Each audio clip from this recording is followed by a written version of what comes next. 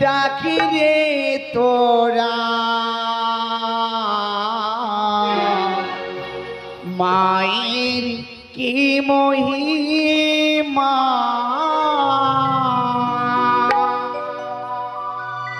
একবার মা বলে ডাকি রে তোরা মায়ের কি মহিমা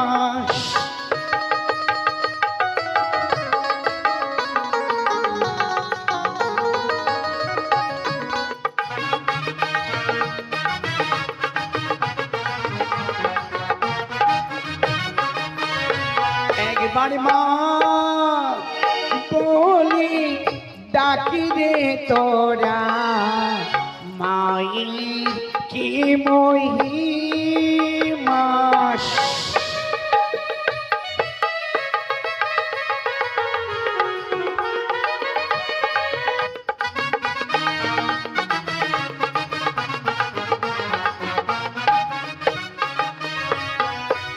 অষ্ট নাগ সঙ্গে করে অষ্ট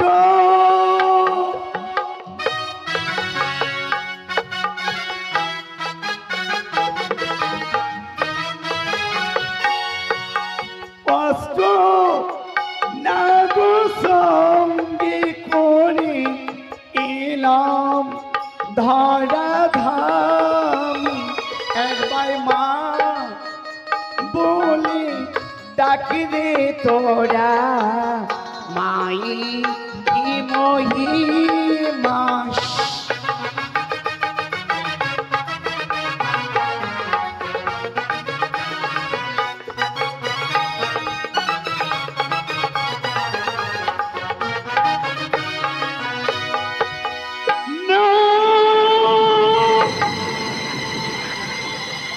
ওই দাম্ভিক চাঁদ সদাগর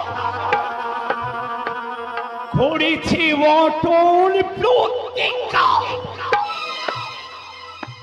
সে নাকি তার পুত্র লক্ষিন্দরের বিবাহ দেবে না সত্যি যদি তার পুত্র লক্ষিন্দরের বিবাহ না দেয় তাহলে যে এই ধরাধামে আমার পুজোর প্রচার হবে না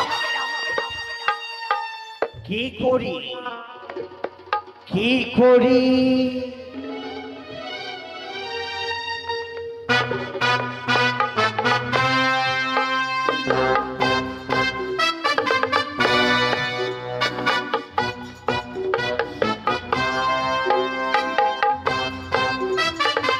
হ্যাঁ মনে পড়েছে স্মরণই করবো আমার দিদিকে দিদি আমি তোমার দর্শন প্রার্থী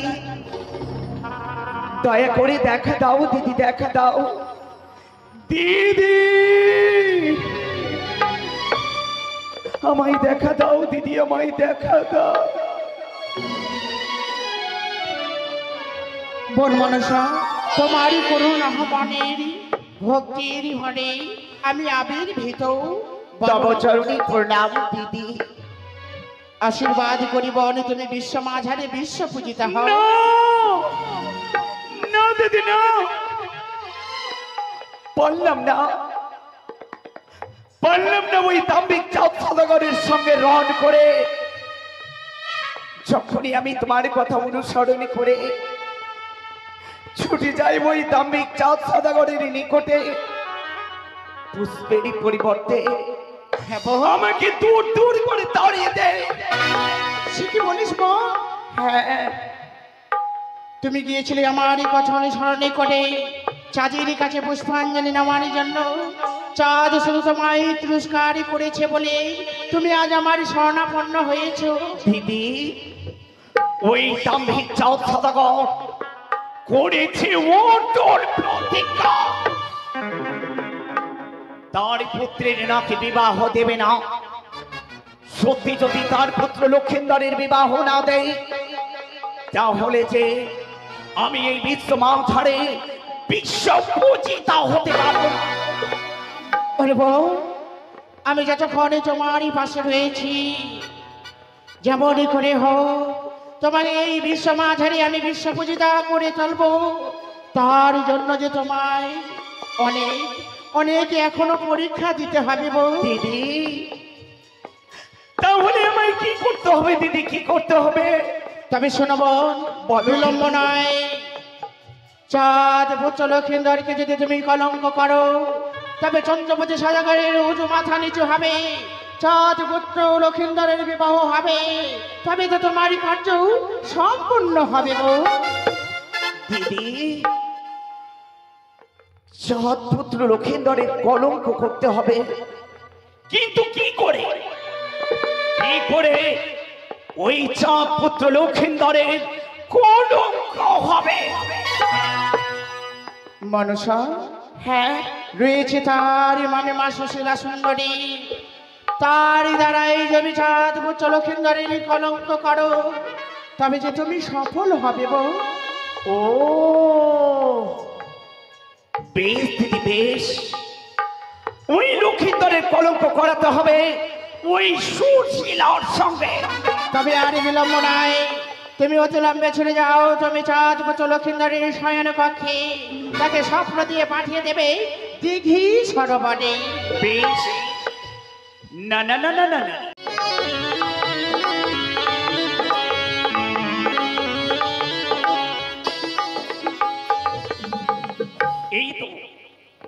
এই তো আমি লক্ষিন্দরের পক্ষে পদার্পণ করেছি, সে ঘোর নিদ্রায় আচ্ছন্ন। এই সময়ে তাকে স্বপ্ন দেব।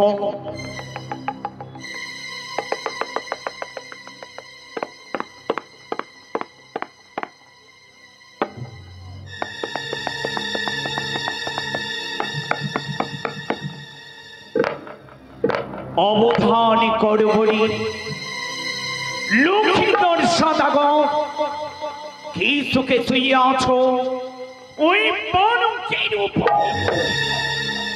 দিঘি সরোবরের কথা শোনো মন দিয়া, সেইখানেতেই এক অপরূপ সুন্দরী আছে নকিয়া। ইষ্ট যদি চাহো তুমি, চাহো তারা করে সেই নারীর কাছে প্রেম ভিক্ষা পাবে অতি শীঘ্র করে। না না না না, আমি আর বিলম্ব করবো না, অতি সত্তর এই মুহূর্তে ছড়িয়ে যাবো সিজ শিখরে।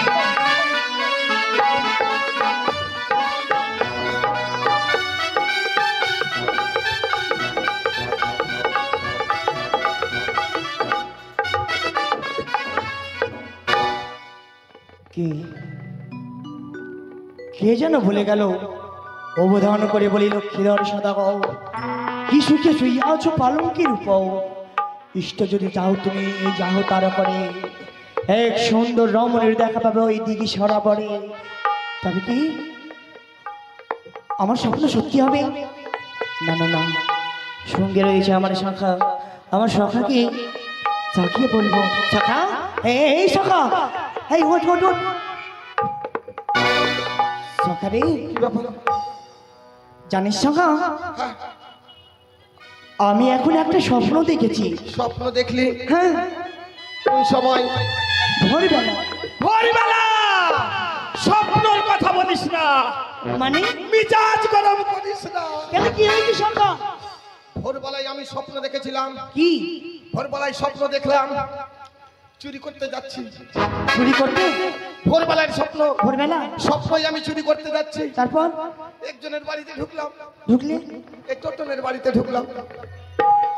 মনে করো আমাদের টোটনের বাড়িতে ঢুকলাম। চটনি সবাই শুয়ে আছে, শুয়ে আছে। আমি ঢুকলাম। ঢুকলে? আমি ঢুকলাম। আরে বলো, আরো কিছু বলো। হৃদয় ভরিয়ে শাখা,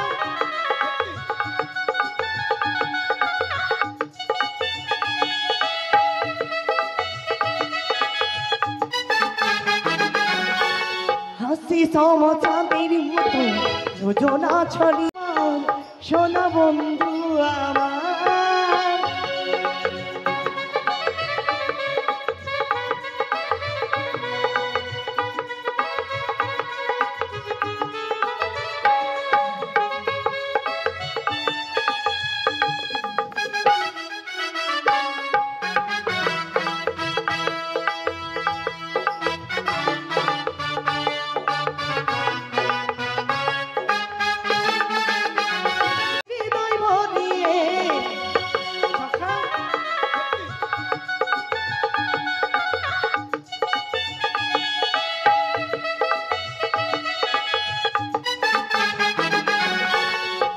বিষম চাঁদের মতো যোজনা ছড়িয়ে সোনা বন্ধু